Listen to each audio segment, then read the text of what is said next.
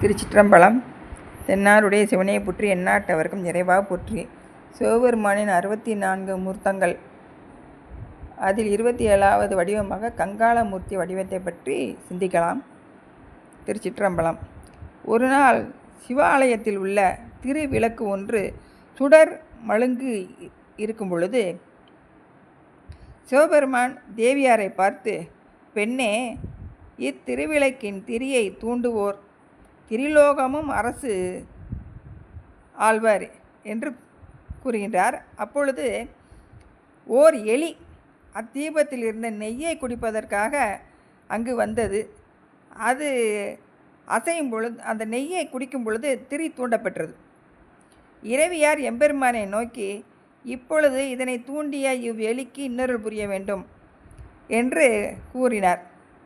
அது மறுபிறவியில் மாவலி என்னும் பெயருடன் அசுர குலத்தில் தோன்றிற்று. அவனி முழுவதையும் அரசு புரிந்து வந்தது. தானவர் குலாம் வழி மிகுதல் கண்டு வானவர் கோன் மனம் பொறாதவனாக எண்ணிலா சேனையுடன் எதிர்த்து போர் செய்து புறமுதுகிட்டு ஓடி திருமால்பார் சென்று கூறினன்.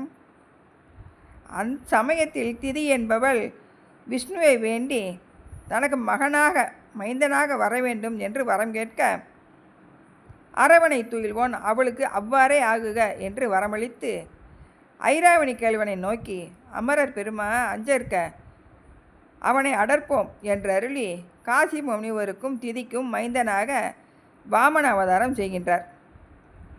மாவலி அசுரனாயிருப்பினும் யாக கருமங்களை செய்தும் அவரவர் விரும்பிய தானங்களை அபரிமிதமாக அளித்தும் நற்செயல் புரிந்து வருகின்றான்.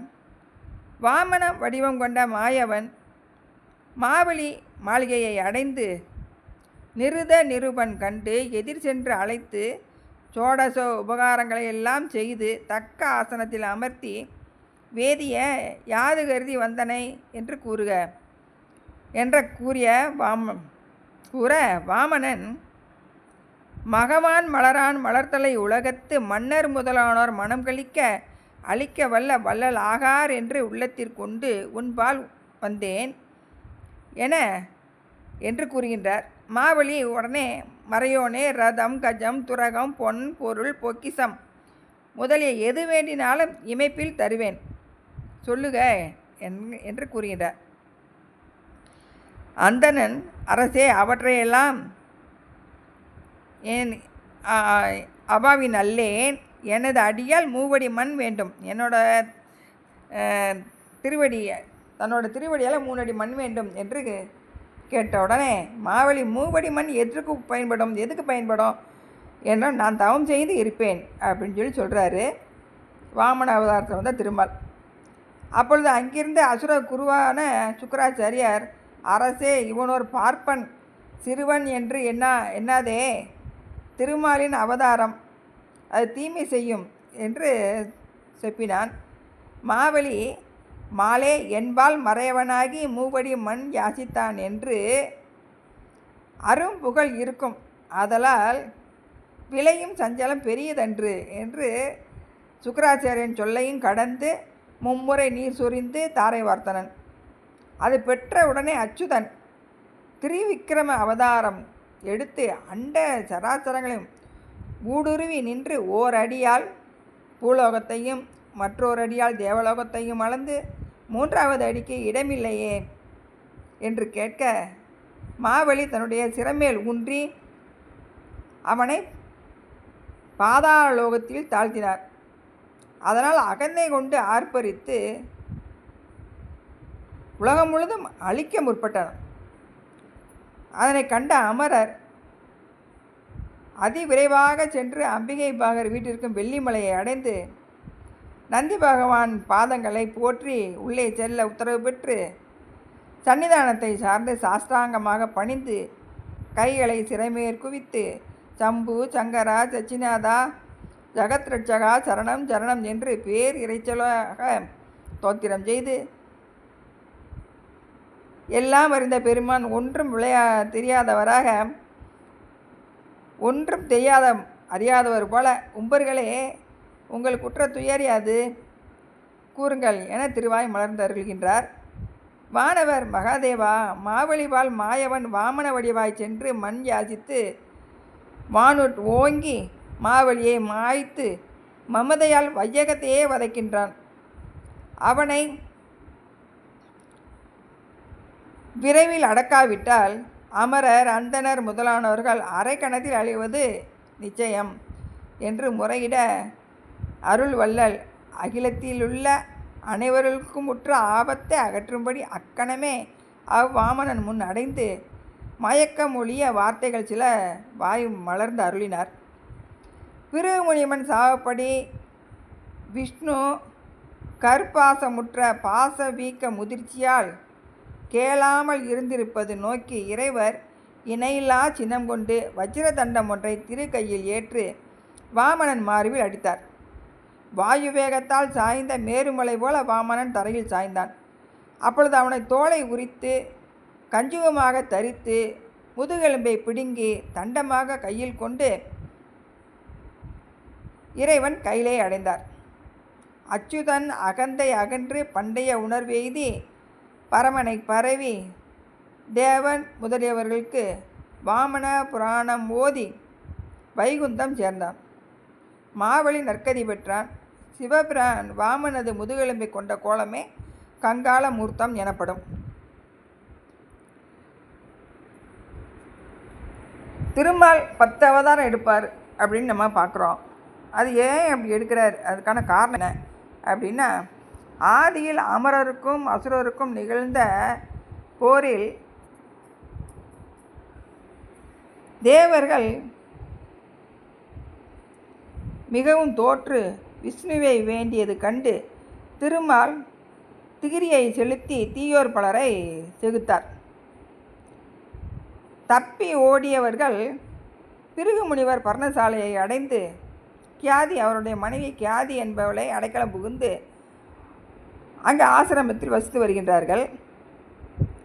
இதை அறிந்து சீற்றம் மிகுந்து தீச்சொரியும் விழிகளோடு சக்கரப்படையை தாக்கி கொண்டு திருமால் வருகின்றார். கியாதி வணங்கி நிற்க மாதவன் சினந்து மாதின் சிரத்தை கொய்தார். தானவர் குலத்தையே சங்கரித்து ஒழித்தார். பிருகு முனிவர் தன் மனைவியை கொன்ற கேள்வன் மேல் கோபம் கொண்டு, கேசவா, ஈசனை என்று எவரையும் பணியோம், சைவ சமயமே தரணியில் சிறந்தது என்று எண்ணி யாம் இருப்பது உண்மையாயின் இழிந்த பிறவிகள் 5 எய்தி வருந்தி அழிக 10 பிறவி எடுத்து துன்பப்படணும் என வசைமொழி இசைத்து நின் அடியார்கள் நெறியில்லா வழி தீர்க்கை பெற்று சிவநிந்தை செய்து தீ நரகு அடைவார்கள் என்று கோபமாக கூறிவிட்டு சுக்கிராச்சாரியார் அவர் மூலமாக தன்னுடைய மனைவியை உயிர்த்தெழ வைத்து இன்பத்தோடு வாழ்ந்து வருகின்றார். திருமால் தனக்கு பிருகு முனிவனால் ஏற்பட்ட சாபம் நீங்க வேண்டும் என்பதற்காக திரிபுரம் தகனன் சிவபெருமான் சேவடியை வணங்கி மிகவும் செபித்து தன்னுடைய பிறவி 10 ஒழிப்பது எப்படி என்று சிவலிங்கம் பிரதிஷ்டை செய்து இறைவனை பலவாறாக திருநீர் வெந்நீர் அணிந்து திரிவுண்டரிகம் தரித்து உத்திராட்சம் எல்லாம் அணிந்து சருகு நீர் பழம் காற்று முதலியவற்றால் ஓர் மனதாக உமாபதியை வணங்கி வருகி பஞ்ச ஆக்கினி மத்தியில் பலகாலம் என்று தவம் செய்து வருகின்றார். அவர் தவத்தில் கழித்த இறைவனானவர் அம்பிகை சமேதராக இடப வாகனத்தில் காட்சி கொடுத்து திருமால் கமலை கேள்வன் கண்கள் கழிக்க கண்டு அரகர சிவ சிவ என நாமங்களை ஜெபித்து அஷ்டாங்க பஞ்சாக்க நமஸ்காரம் பலமுறை செய்து பணிந்து நிற்க பரமன் கழித்து மாதவா யாது வேண்டினை என்று திருவாய் மலர்ந்து அருள சாரங்கன் சங்கரா பிருகு முனிவரின் சாபத்தை விலக்கி அருள வேண்டும் என்று கூறுகின்றார். பெருமான் எமது அடியவர் இசைத்த மொழிகள் என்றும் தவறாகாது. மாநிலத்திலுள்ள பிறவி மாநிலத்திலுள்ள மண்பதைக்கு உதவியாய் பிறவி 10 நீ பெறுதலே திண்ணம். ஆயினும் நம்மடி அர்ச்சனை பலனால் 5 அருளும் மற்ற 5 தண்டமும் அடைவாய் என்று அருளுகின்றார். அதனை கேட்டு கழித்து, தேவரீரே, அடியனை தண்டிக்கவும் காக்கவும் நாயன் பெருவாள் உற்றது என்ன பாக்கியம் என்று வணங்கி பெருமான் மறைந்து விடுகின்றார். அந்த 5 தண்டம் மற்ற 5 சிவார்ச்சனை செய்து பெரும் புண்ணியமும் பெருமாள் திருவருளால் பெற்றார் என்பதே சிவபிரானே சர்வதேவர், அனைவருக்கும் அவரே தலைவர் என்பதை நம்ம இதில் பார்க்கலாம். இது லிங்க புராணத்தில் விஷ்ணு வாக்கியம் கிரந்தத்தில் விஷ்ணு வாக்கியத்தில் சொல்லப்பட்டிருக்கு. ஆதித்ய புராணம், உபதேச காண்டம், காஞ்சி புராணம் எல்லாத்துலேயுமே இந்த வடிவத்தை பற்றி கங்காளம் வடிவத்தை பற்றி சொல்லப்பட்டிருக்கு. காஞ்சி புராணத்தில் சொல்லப்பட்டிருக்கிறது, குரலாய் அணுகி மூவடி மண்கொண்டு நெடுகி மூவுலகும் திரளான் அளந்து மாவலியை சிறையில் படுத்து வியந்தானை